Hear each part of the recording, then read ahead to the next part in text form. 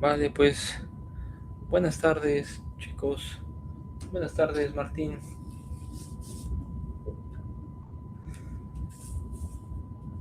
Sí. Vale, pues vamos a continuar. Ya ves que me gusta que intervengas en la clase, entonces ahorita va a haber tiempo para, para eso. Vamos a continuar con el tema de estadística. En esta ocasión, la actividad número 2 de evidencia de aprendizaje. Fíjate, nos dice ahí, bueno, lectura y comprensión. Lee detenidamente la información sobre probabilidad, distribución y los teoremas de probabilidad del bloque 2. Y hay 5 puntos principales, ¿sí? Hay ejercicios de probabilidad, distribución binominal, distribución de Poisson, distribución normal. Entonces vamos a enriquecer un poco estos temas, ¿vale? Y vamos a empezar retomando esta diapositiva porque es la base. ¿Sí? Recordamos que la estadística eh, es la ciencia de recolectar, organizar, analizar e interpretar datos. ¿Sí? Y que la estadística se divide en dos grandes grupos, la estadística descriptiva y la estadística inferencial. Entonces, eh, cada una de ellas, la estadística inferencial depende de la estadística descriptiva y yo puedo hacer estadística descriptiva sin hacer estadística inferencial, por ejemplo. Ya en la primera clase vimos un poquito en qué consiste la estadística descriptiva, pero mencionamos que eh, trata de organizar, recolectar, ¿sí? Presentar esa información en tablas, en ordenar alfabéticamente, ¿sí? Comenzar a organizar la información estadística. Entonces, eh, la representación estadística, o sea, al final de cuentas, también comentábamos que la estadística la usamos todos los días, todo el tiempo. Quizás recuerdes durante la pandemia, ¿sí? Era muy utilizada la estadística. Todos los días nos presentaban el mapa de casos en los estados aquí de México, casos confirmados de COVID, decesos, desafortunadamente, ¿no? Y bueno, veíamos cómo iba en aumento la pandemia. Y nosotros ya inferíamos, fíjate, nosotros al ver la noticia ya inferíamos, no, pues va a estar difícil, ¿no? O sea, esto no se ve para cuándo. Y así estuvimos 2 años. Entonces, eh, aquí, bueno, aquí veíamos estos datos organizados, ¿sí? La gente presentaba datos por estado, resumidos, y visualmente nos presentaban un resumen de esos datos visual, de manera gráfica, ¿sí? A ti te ponían o nos ponían estos colores, donde ya nosotros, con solamente verlos, decías, pues fíjate, yo ya infiero que el color rojo es más peligroso que el menos rojo, ¿sí? Dependiendo del tono. Y esto servía para finalmente detectar patrones, tendencias, comportamientos y finalmente hacer comparaciones, ¿sí? Porque a nivel mundial todo se comparaba. Comparaban cuáles eran los países con mayor número de casos, menor número de casos, ¿sí? Eh, Empezábamos a sacar comportamientos de que, por ejemplo, en estados, digo, no siempre se cumplía la regla, ¿no? Pero en estados cálidos, este, como con playa,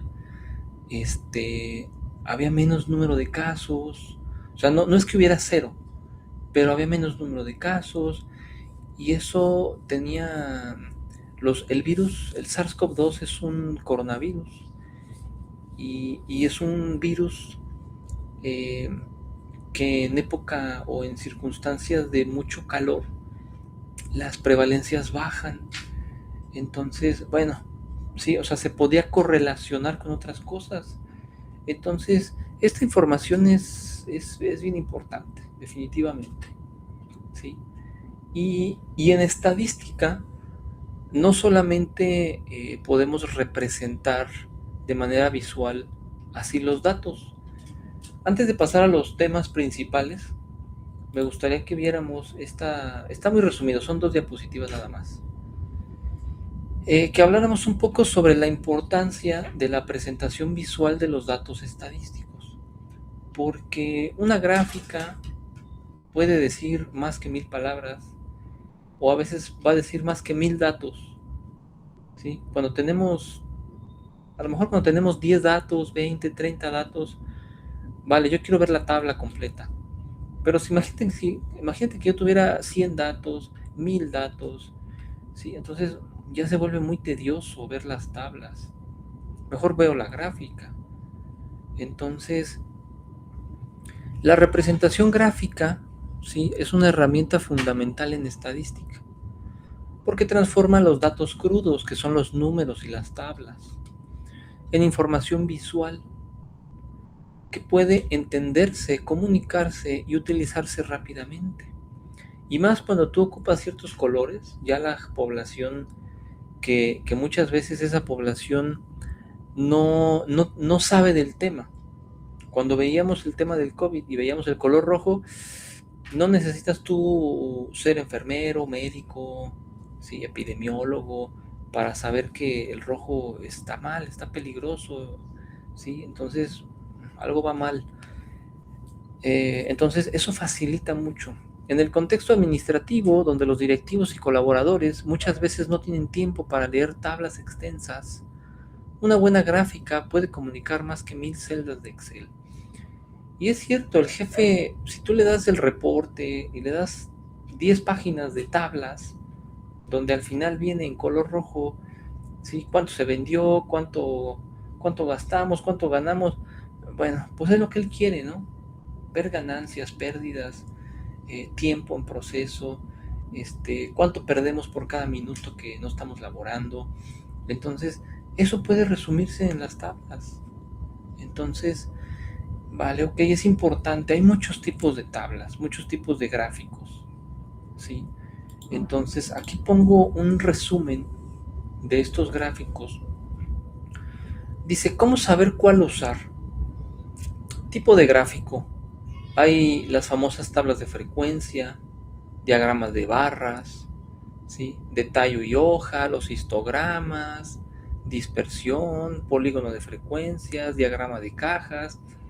Y aquí yo pongo ya un pequeño resumen de cuándo usarlas. Por ejemplo, tabla de frecuencias para contar datos, ¿sí? Diagrama de barras para comparar categorías. Tallo y hoja para ver, para ver forma manteniendo los valores exactos. Los famosos histogramas para ver distribución de datos continuos, ¿sí? Entonces, muchas veces nos dejamos llevar por los más comunes o por los únicos que conocemos. Y pasa que muchos de los más populares, no sé, el gráfico circular o la muy llamada, ¿cómo se llama? Gráfica de pastel. Queremos hacer pastel para todo. Entonces, a veces no funciona, ¿sí? A veces no es tan claro. Y uno mismo, al no elegir el gráfico correcto, pues nos metemos ahí en problemas, ¿no? Porque luego, a lo mejor la tabla puedo entenderla, pero el gráfico, yo no entiendo esta línea aquí, me faltó graficar los porcentajes, no, entonces ya no está tan claro, ¿sí? El gráfico debe ser un complemento de, si no, mejor doy el número como tal y ya, se acabó. Entonces hay que saber elegir el gráfico. Ahora, pasando directamente a los temas. El primer tema habla sobre probabilidad. Entonces, ¿tú qué recuerdas, Martín, sobre las probabilidades? ¿Te acuerdas de esos temas? ¿O en qué momento has ocupado tú actualmente la probabilidad? Profe, buenas tardes. Hola, La buenas tardes, Martín. probabilidad, no sé, normalmente, bueno, yo lo puedo manejar como, por ejemplo, cuando, bueno, yo lo consulto mucho en el clima. Ujú. Ah, ok. Este es como que mi ejemplo más cercano. De que cuánta probabilidad hay de que llueva, por ejemplo, el 30%, 50%, 20%. Bueno, esa es mi forma de conocerlo, vaya. Claro, y ese ya lo vemos en una aplicación de teléfono, Sí, en sí, una claro. página web, y a veces la probabilidad puede ser muy baja y chin, sí llovió, o sea, ¿no? O es muy alta y no llueve. Entonces, no deja de ser una probabilidad. No, nunca te van a decir, sí, mañana va a llover. O sea, no. Por eso son probabilidades, ¿no? Entonces, recordando un poquito la teoría de esto que a lo mejor desde la secundaria lo vimos, este, ahí menciona que hay que resolver ejercicios de probabilidad. Entonces, resolver un ejercicio, por ejemplo, de ¿va a llover mañana? Esas páginas a veces te dan hasta toda la semana de probabilidad, ¿sí? Toda completa, de lunes a domingo. Y a veces muy acertado, ¿sí? Entonces, pero resolver ese tipo de problema, el clima ya es un problema más complejo, porque utiliza imágenes satelitales, ¿sí? Este, comprueba, por ejemplo, porcentajes de humedad, viento, y si a eso le sumas muchas variables de que a lo mejor puede haber un clima soleado y todo tranquilo, pero por el Pacífico ya se formó una tormenta tropical, que no sé qué, entonces eso modifica todo, ¿no?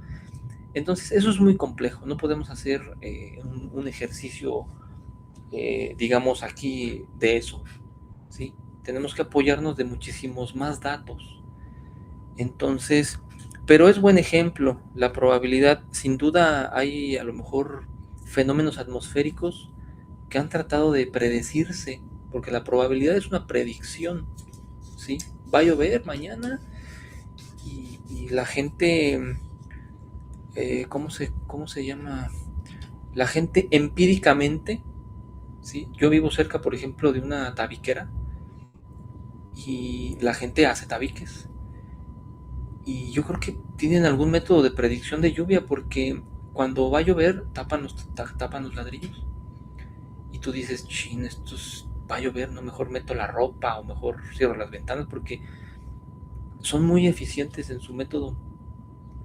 Entonces hay muchos fenómenos naturales que han tratado de predecirse, ¿no? Los terremotos, los tornados, hay hasta películas por ahí de, de, principalmente de tornados, como qué variables necesito yo para poder predecirlo, pero bueno, han sido todavía muy ineficientes, pero se sigue estudiando eso.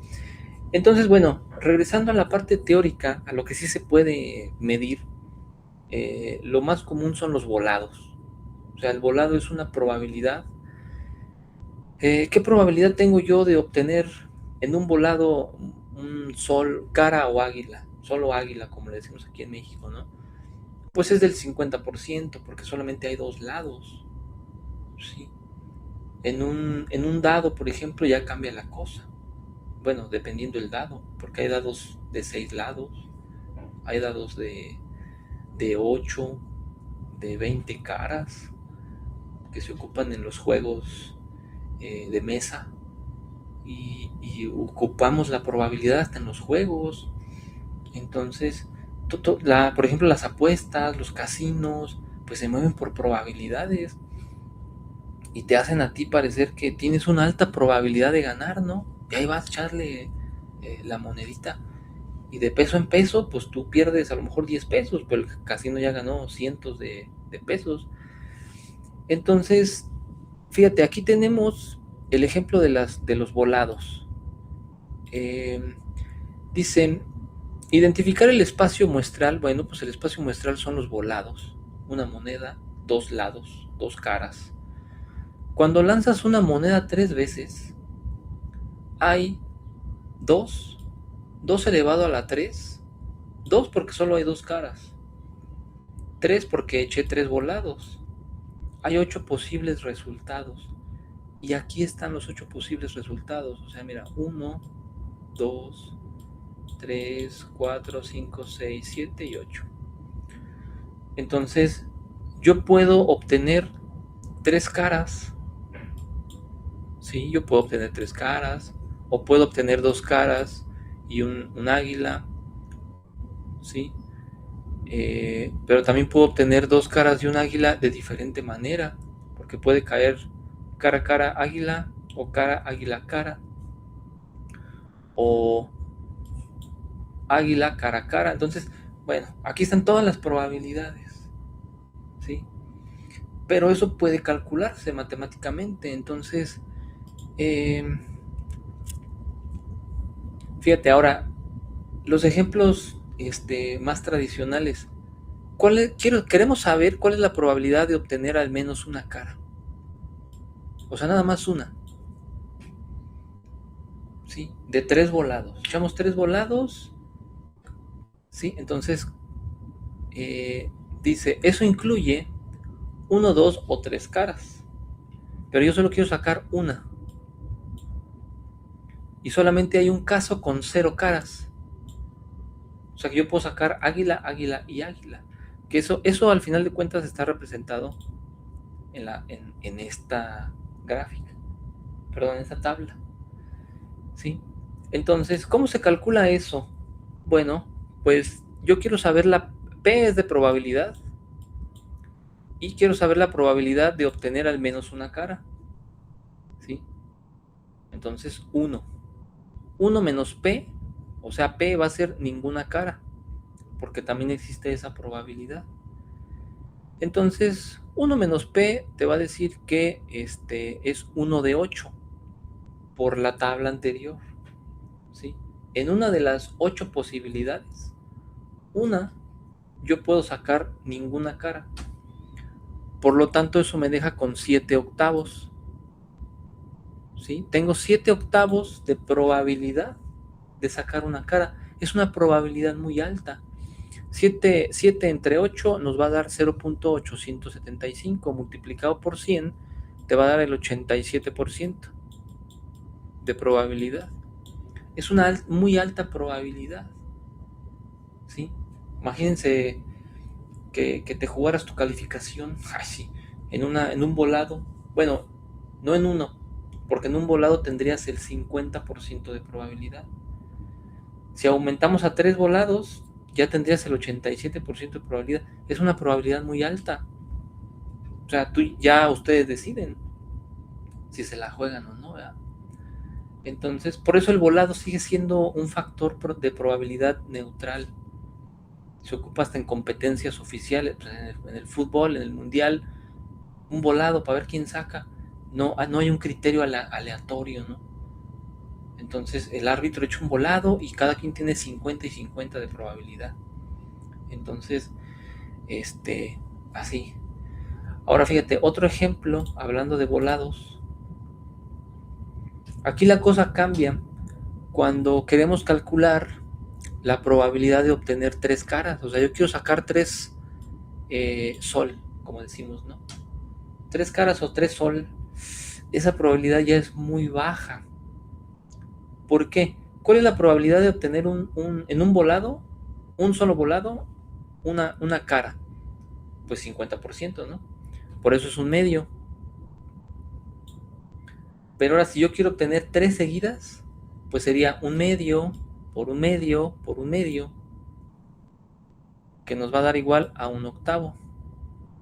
Y 1 entre 8 es 0.125, multiplicado por 100, 12.5.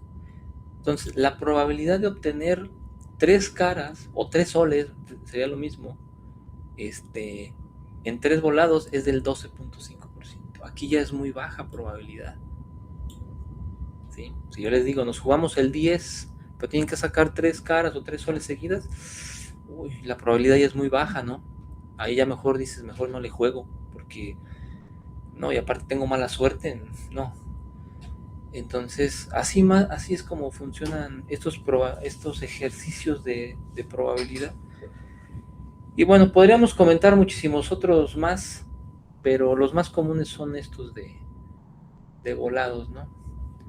Este, a mí en la época sí me gustaba echar volados, fíjate, me gustaba mucho jugar volados. Jugábamos volados para todo, pero ya se perdieron esos tiempos. Ok, ahora el tema que viene ya está un poquito más complejo, porque hablamos de la distribución binominal, ¿sí? Hablamos de distribuciones. Hay una distribución que es la distribución normal. Quizá debemos haber empezado con esa, pero yo puse el orden en el que la dinámica pide los datos. Eh, Ahorita vamos a ver cuándo ocupar cuál de ellas, porque son tres distribuciones diferentes que nos marca aquí el programa. No sé si en clase, Martín, ya viste un poquito sobre estos temas, ya viste el bloque, la teoría, todo eso. ¿Has visto un poco? Sí, ya me puse a leer un poco. La verdad sí es un poquito extenso. Y también no te voy a decir que no, es un poquito confuso, pero sí es un poquito extenso la lectura. Sí, son muy extensos. Y eso que también ya vienen resumidos en los libros. Hay libros de distribución binominal, un puro libro de distribución binominal, de distribución de Poisson, de distribución normal. Entonces, a ver, yo traté aquí de hacer un enfoque un poquito más como industrial, para ver que quede claro. Inclusive, a lo mejor podrías aplicarlo en tu trabajo. Fíjate el siguiente problema. Dice, una fábrica produce bombillas o focos, ¿no?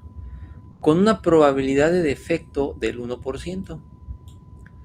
Si se seleccionan 50 bombillas al azar, ¿cuál es la probabilidad de encontrar exactamente dos bombillas defectuosas?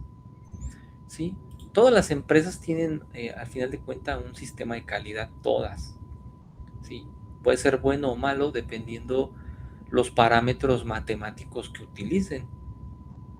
Entonces, aquí se pone este problema estadístico. Ahora fíjate, dice, problema 1, bombillas defectuosas. Datos, tenemos la probabilidad por defecto, la P va a ser del 0.01, que equivale a este. Total de bombillas seleccionadas, 50. ¿Sí? Este puede cambiar, pueden ser 100, 200, pero mientras más tomes, también obviamente la probabilidad va a ir aumentando. ¿Sí? Y queremos encontrar dos defectuosas. Igual tú puedes preguntarte, bueno, yo quiero encontrar 10 defectuosas. ¿Va? Entonces, esta fórmula ya está, digamos, preestablecida, o sea, ya está así, simplemente para sustituir los valores. Entonces, cuando sustituimos los valores, tenemos que P es la probabilidad. ¿Qué probabilidad queremos? Pues queremos encontrar dos bombillas defectuosas. N sería el número de muestra o el número de bombillas. ¿Cuántas son? Pues 50. X va a ser igualmente el número de bombillas defectuosas que queremos encontrar, son 2, ¿sí? P va a ser el número de probabilidad de defecto que ya tiene por default la empresa, o sea, 0.01, y me dice que está a la X, está elevado a la X, y la X es 2, por lo tanto va a estar al cuadrado, ¿sí? Y aquí me dice que hay que resolver 1 menos P, y 1 menos P es 1 menos 0.01, por lo tanto me va a dar 0.99 elevado a la n menos x, y n son 50 y x son 2, por lo tanto va a ser elevado a la 48. Así me queda esta fórmula y hay que resolverla.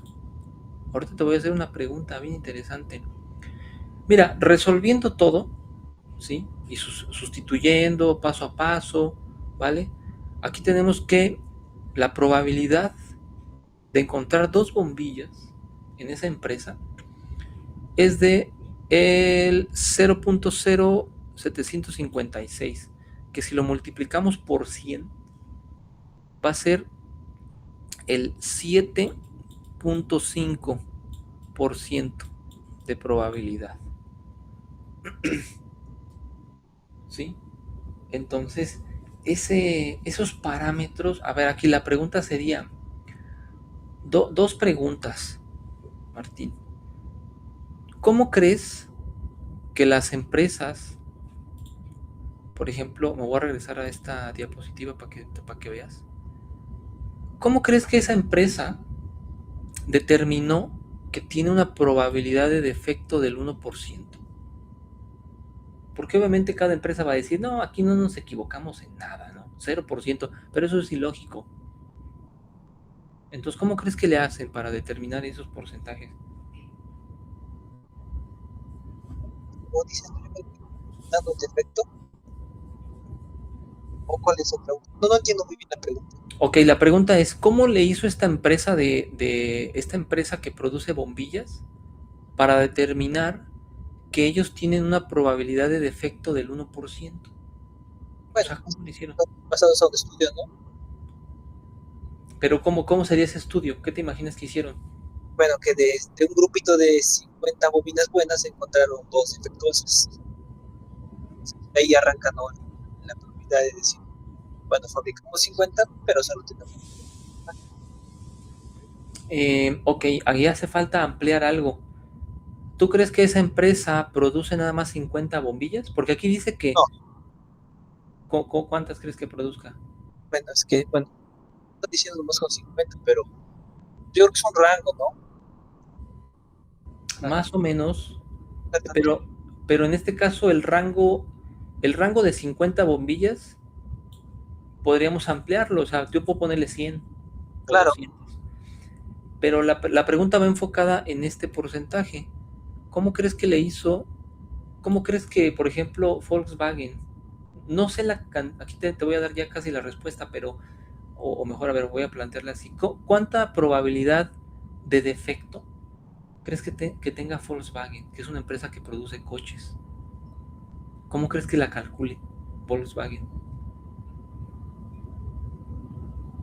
no sale constante. Está difícil, ¿verdad?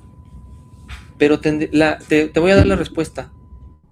La respuesta es, este porcentaje se da en base a la cantidad de bombillas totales que se produce. Aquí tú puedes decir, a lo mejor por día, por semana, por mes.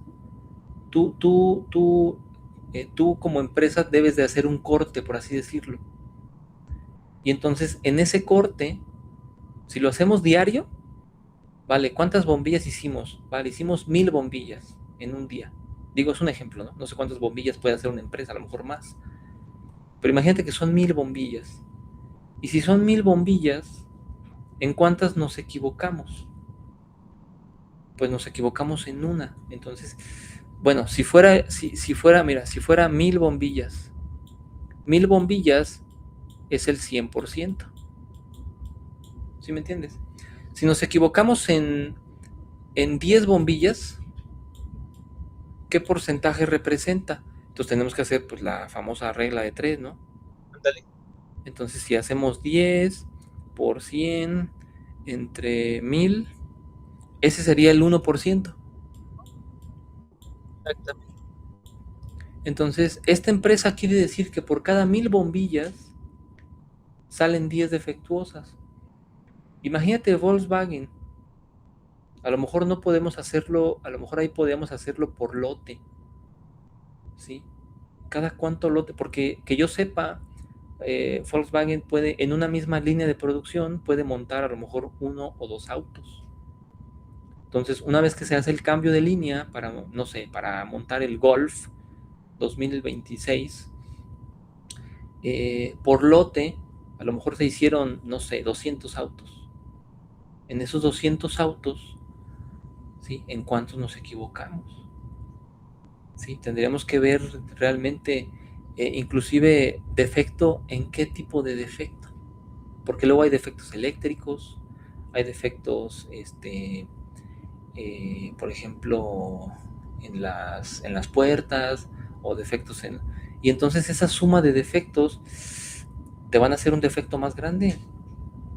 Y yo he sabido que las empresas automotrices tienen defectos importantes y a veces salen a la luz, así de que tal carro salió defectuoso, ¿no? Mejor ni lo compren. Entonces, ninguna empresa escapa a esto, aunque lo ensamble un robot, bueno, quizá la probabilidad ya es más baja, ¿no? Pero, pero así es como se calcula, ¿sí? Eh, a lo mejor en tu área también podrían calcular este tipo de... Yo sé que a lo mejor ustedes no hacen la tela, pero imagínate las empresas que hacen la tela. Por ejemplo, en nuestro caso, lo marcamos como merma. Ok, ¿Cuánto merma? No sé, de centímetros. No, me he fijado porque de hecho no estaría tal leyendo, pero he notado que tú lo has visto. Por ejemplo, el estiraje, cuánto te da estiraje, cuánto te merma, más o menos sacando un porcentaje. claro, y fíjate, hay empresas que pueden transformar esa merma, como tú dices, a lo mejor en otra ganancia, ya Claro, no para no tener la pérdida. en segundas a lo mejor, Claro, pero imagínate, yo no puedo vender un foco que no sirve, ¿no? y ahí cambia mucho. Claro, o yo nunca he visto que vendan un coche defectuoso, la gente no lo va a comprar, va a decir, oye, no manches, ¿no? ¿Cómo vas a vender un auto que está nuevo, que salió mal? Pues no, eso ya es pérdida para muchas empresas. Entonces, dependiendo el área, el rubro, esa merma puede transformarse no en una pérdida directa, ¿sí? A lo mejor ya no le ganamos el 100%, pero con que le ganemos el 50, el 30%, pues ya es algo, ya recuperamos algo, ¿no? Entonces, eso, eso es cierto. Eh, a ver, déjame ver qué sigue. Ok, entonces fíjate, ese fue cuando nosotros queremos encontrar un defecto, ¿sí? Eh, a lo mejor hay empresas, híjole, pues es que todo se manufactura hoy en día. Las empresas que hacen, que se dedican a hacer hasta clavos, tornillos, ¿sí? Este, los procesos artesanales, por ejemplo, aunque pueden tener, fíjate cómo cambia la cosa, porque un proceso artesanal, a lo mejor el que no te quede igual podría considerarse un error, pero eso lo transforma la industria y dice, es que es producto artesanal, es hecho a mano, es pieza única, y entonces eso vale más, termina siendo más valioso. Y en el caso de las telas, pues también hay procesos artesanales para teñir la tela de manera artesanal y todo, aunque es más tardado, termina siendo caro el proceso y el producto final. Bueno, a ver, segundo ejemplo, la distribución de Poisson, ¿sí? Ahora, hay que ver qué es y cuándo se utiliza la distribución de Poisson. Fíjate, dice, a diferencia de la distribución binominal, donde teníamos un número de intentos y contábamos cuántas veces pasaba algo, por ejemplo, bombillas defectuosas, la distribución de Poisson se utiliza cuando queremos calcular la probabilidad de que ocurra un número determinado de eventos dentro de un intervalo continuo de tiempo, área, volumen o distancia. Ahorita yo cambié estas diapositivas para enfocarlo un poquito al área, en este caso al que tú me platicaste que te desarrollas. Fíjate, para saber si sabes aplicar Poisson en una investigación o en un negocio, tu problema debe cumplir con tres condiciones básicas. Porque luego es lo que comentábamos en la primera clase. Yo quiero hacer Poisson en todo y a veces no cumple. Dice, la variable es el conteo en un intervalo. Cuentas cuántas veces ocurre algo en una hora, en un metro cuadrado, en un kilómetro de carretera. ¿Sí? Independencia. La ocurrencia de un evento en el intervalo no aumenta ni disminuye la probabilidad de que ocurra otro. Tasa promedio constante, por la letra griega lambda. El promedio de eventos que ocurre en este intervalo es conocido y se mantiene relativamente estable. Y otra vez, ya hay fórmulas bien complejas, ¿sí? Establecidas, donde cada letra ya viene, fíjate, K dice el número exacto de eventos que queremos evaluar, 0, 1, 2, 3, al infinito. Lambda, el promedio histórico del intervalo. La letra Euler, sí, la constante matemática de Euler, esta ya es una constante matemática, así está distribuida ya, ¿sí? K dice K factorial, que se escribe con K y este signo de admiración. Dice, por ejemplo, 3, si tú pones 3, va a ser 3 por 2 por 1, igual a 6. Entonces, bueno, estas situaciones matemáticas ya están así establecidas. Ahora, fíjate el ejemplo que yo traigo aquí. Distribución de Poisson. Estos ejemplos pues son nuevos, ¿no? Los desarrollé. Me apoyé un poco con la IA para que me los pusiera, porque yo no estoy en el área de... Pero fíjate, el escenario industrial. Durante el proceso de teñido y acabado de telas, ocurren ciertos defectos visuales como pequeñas manchas de tinte, hilos jalados o nudos en la trama. Por su control de calidad histórico, ¿sí? Ellos tienen gráficas de control por atributos, el ingeniero de planta sabe que su proceso de acabado tiene un comportamiento muy estable. Se presentan en promedio 1.5 defectos por cada 10 metros cuadrados. Por cada 10 metros cuadrados de tela procesada. Y aquí tenemos nuestro parámetro de Poisson. Lambda va a ser igual a 1.5 defectos por cada 10 metros cuadrados de tela. ¿Sí? A lo mejor ustedes, fíjate cómo empezamos a ver los proveedores. Porque imagínate que un proveedor tenga, en lugar de 1.5 defectos, que tuviera 5 defectos por cada 10 metros cuadrados. Tú podrías decir, bueno, sí me la da más barata, pero tiene un buen de defectos. ¿Sí? Si yo quiero vender tela de calidad, pues no me conviene este proveedor, prefiero un proveedor que tenga menos defectos.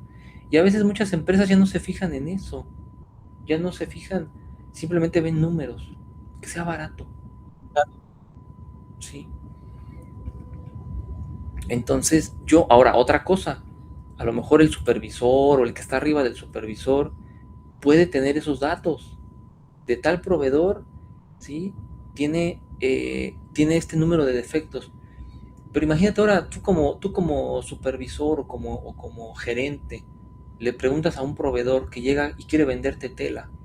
Tú le preguntas, oye, ¿tú conoces en tu proceso de producción de tela cuál es tu parámetro de defectos? Y que te diga, no, pues la neta no sé, pero mi tela es buena. O sea, ¿eso qué?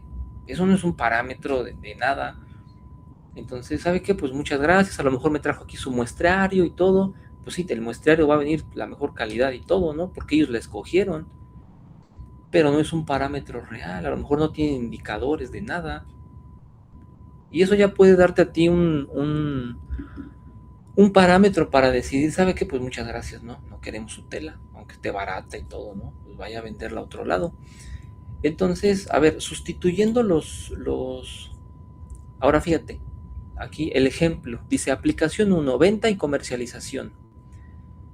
Llega un cliente que fabrica chaquetas, chamarras de mezclilla de alta gama, ¿vale? Calidad premium, dice.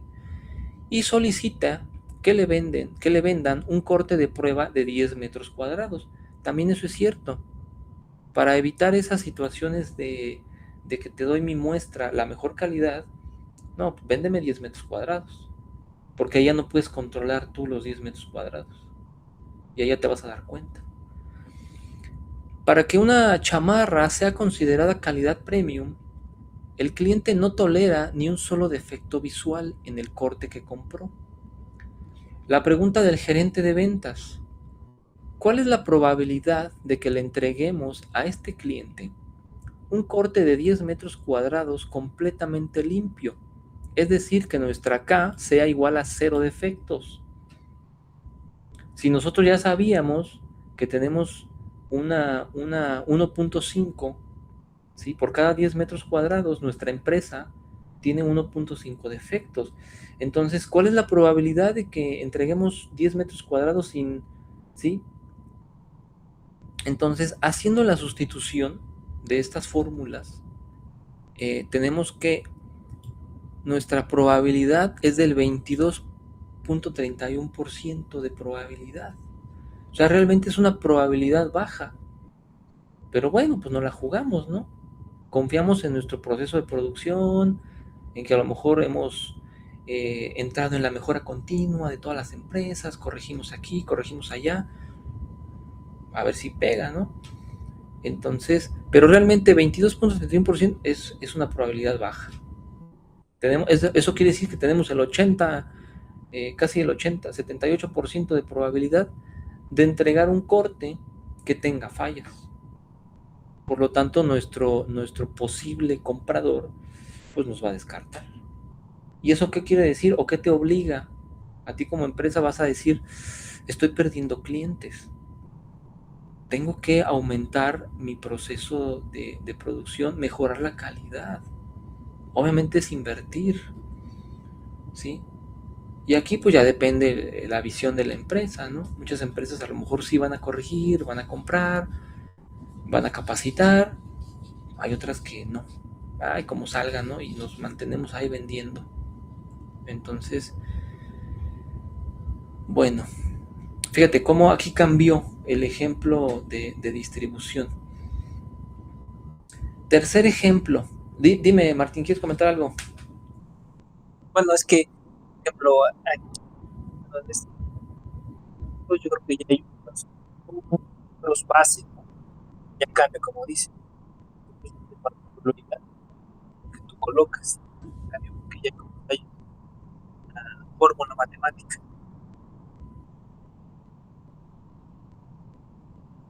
Fíjate que no alcancé a escucharte, se me trabó bastante. No sé si tú me escuchas bien. Tenía algunos problemas de internet, por eso la sesión otra vez la cambié. Ah, ok. No, Eh, que sí me escucha bien. a ver, dime si me puedes repetir de nuevo, Martín. Así te comentaba yo que, bueno, que el parámetro ya cambia porque me habías puesto que ya hay fórmulas, vaya, para llegar a al dato. La probabilidad no, porque los datos los pones tú. Vaya, sí se cambia, pero se entiende. Claro, a ver, aquí la clave es, imagínate que tú no conocieras, a lo mejor estas fórmulas pues están libres en internet, tú la puedes buscar. Lo que he estado haciendo. Claro, a lo mejor hay programas que ya te dan esas probabilidades, ¿no? Y el problema puede estar muy caro y todo lo que tú quieras. Pero volvemos a la misma, si tú no sabes la cantidad de defectos que tienes en tu proceso de producción, ya le echas, no puedes suministrar ese dato al programa o a tu fórmula. Entonces no te va a dar nada. O tú puedes engañar al programa. A ver, ¿cuánto me equivocaré? Pues le voy a poner 3. O sea, ¿cómo? No, o sea, puedes inventar un dato, obviamente, pero te vas a engañar a ti mismo y a tu proceso de producción. Porque si es malo y pones que te equivocas uno por cada 1000 productos que hagas, pues no es cierto. O sea, estás engañado, estás viviendo en un engaño total. ¿Sí? Entonces, siempre hay errores por la situación de que, aunque lo haga una máquina, ¿quién ajusta la máquina? Pues un humano.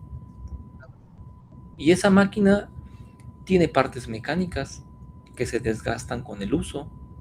Y si un humano no le da mantenimiento, pues se desgasta y entonces te va dando cosas equivocadas de a poquito en poquito, ¿eh? Hasta que un día truena, en el sentido no que truene la máquina, sino que truena el error y te va dando mucho error, mucho error.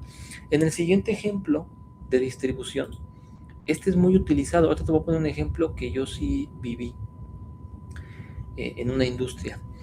Esta distribución se conoce como distribución normal. Fíjate el video, cómo está un pequeño GIF, espero que se vaya viendo más o menos. Porque eso es muy común. o sea, hay muchos experimentos de esta distribución donde avientan bolitas desde arriba como en un embudo y van cayendo abajo.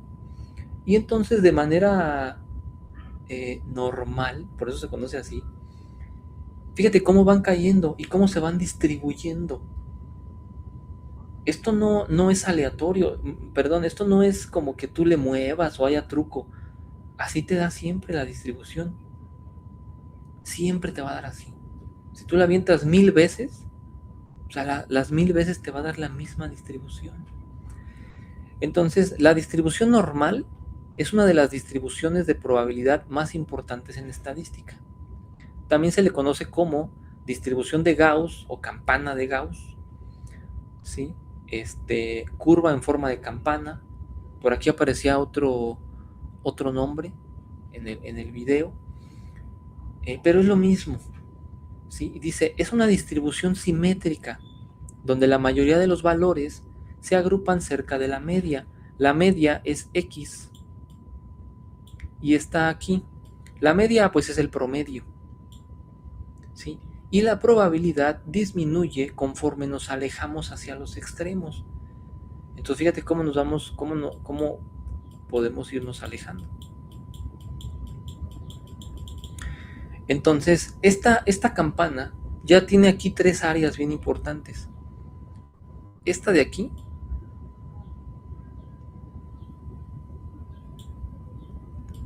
te dice que de manera normal tú vas a tener un 68.3% de probabilidad de que algún dato seleccionado o un dato que tú estés dando seguimiento esté aquí, en la zona como naranja.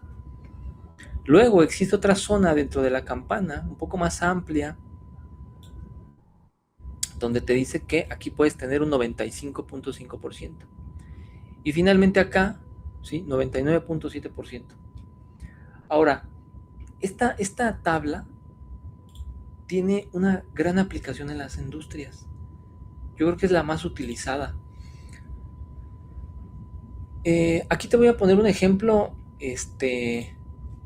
muy coloquial que tiene que ver con alturas de los estudiantes.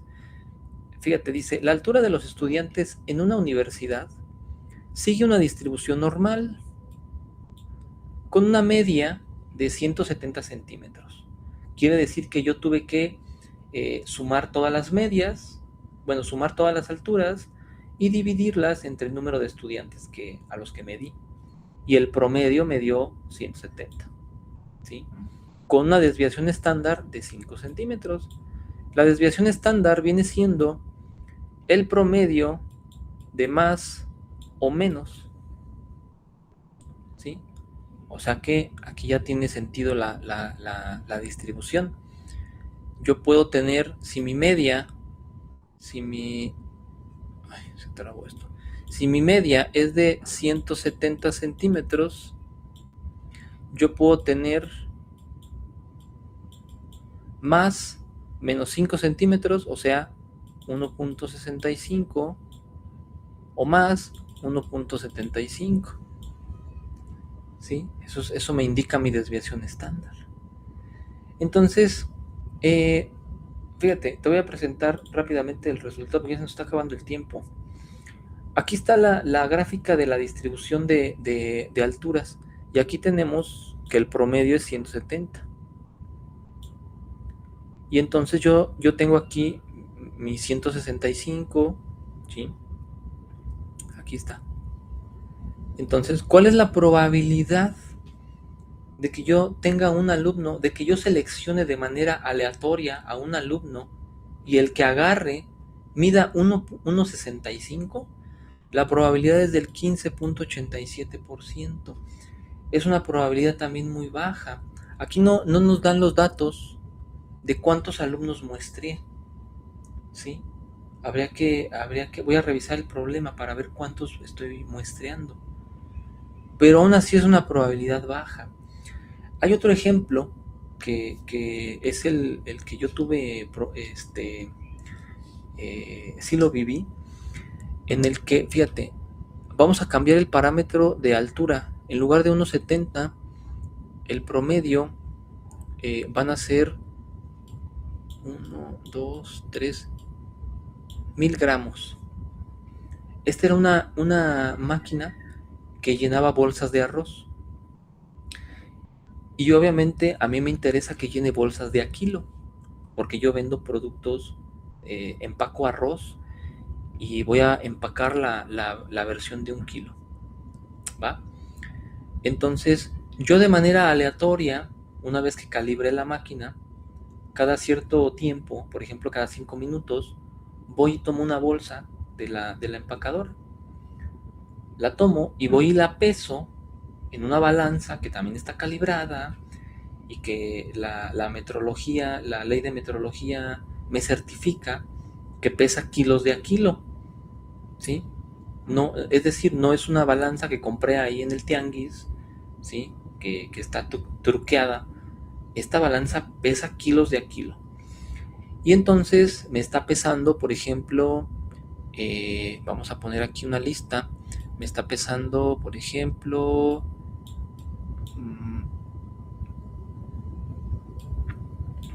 1060 gramos, ¿sí? O sea que está pasadito de la media, está por aquí. Luego, después de otros 15 minutos, tú tomas otra bolsa y a lo mejor está pesando 1020 gramos. O sea, está pasada. Sigue estando pasado de la media.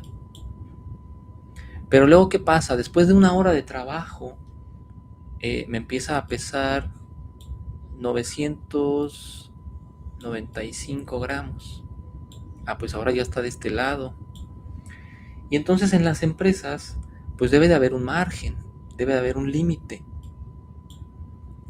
Un límite donde yo no regale producto.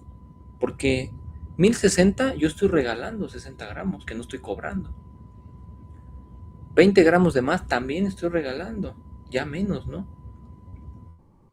Pero es muy difícil hacer que la máquina te esté dando los 1000 gramos.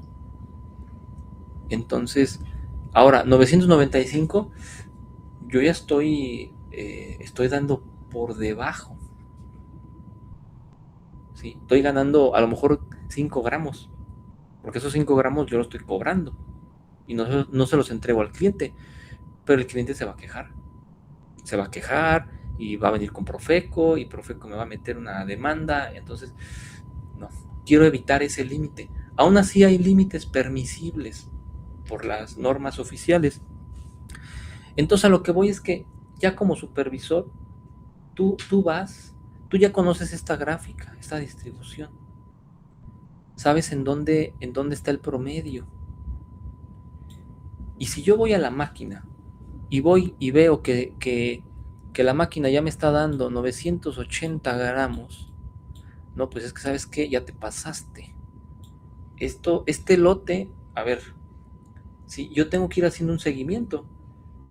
Y si lo detecté a las 10:30 de la mañana, a ver, voy a tratar de ir al lote un poco atrás para revisar que todo esté dentro del peso. Pero si no, pues esto ya se regresa. No lo puedo yo vender.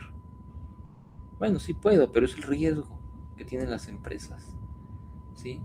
Y es en lo que se checa luego Profeco.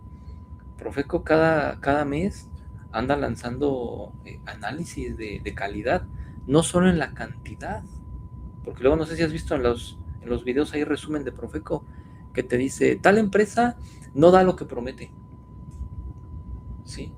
Entonces esto es no dar lo que prometemos. Dime, Martín, ¿quieres comentar algo? No, nada. Sí, y eso, el arroz a lo mejor no le van a checar su calidad nutrimental. Pero cuando tú ya haces un producto más elaborado, un embutido, jamón, salchicha, ¿sí? Un queso, ya te van a checar otros parámetros. No solamente que pese lo que estás diciendo, sino que contenga la cantidad de proteína que dijiste, la cantidad de grasa, la cantidad de carbohidratos, ¿sí? Entonces ahí la gente ya se pone muy, muy, muy especial. Hay gente que sí se fija mucho en eso, ¿eh? Entonces, bueno, pues a ver, mira, aquí ya se nos acabó el tiempo, nos quedan 2 minutos. Es un tema bastante complejo. Ahorita yo traté de dar pues un panorama así general muy rápido y aún así es un poco complejo, pero sí se utiliza bastante en las empresas, en todo el tiempo está usando. Eh, bueno, pues no sé si tengas algún comentario, Martín. No, no, todo bien. Yo mucho más. Ayer también empecé a hacer los ejercicios. Y nada, pues sí, si nos apoyan. Vale, pues, pues bastante bien. Entonces nos vemos para la siguiente sesión. Yo espero que todo se normalice ya para el día martes. Ok, Y nos vemos el martes, ¿vale? Órale, pues Martín, pues buena tarde. sí, gracias, Dios. Hasta luego, adiós.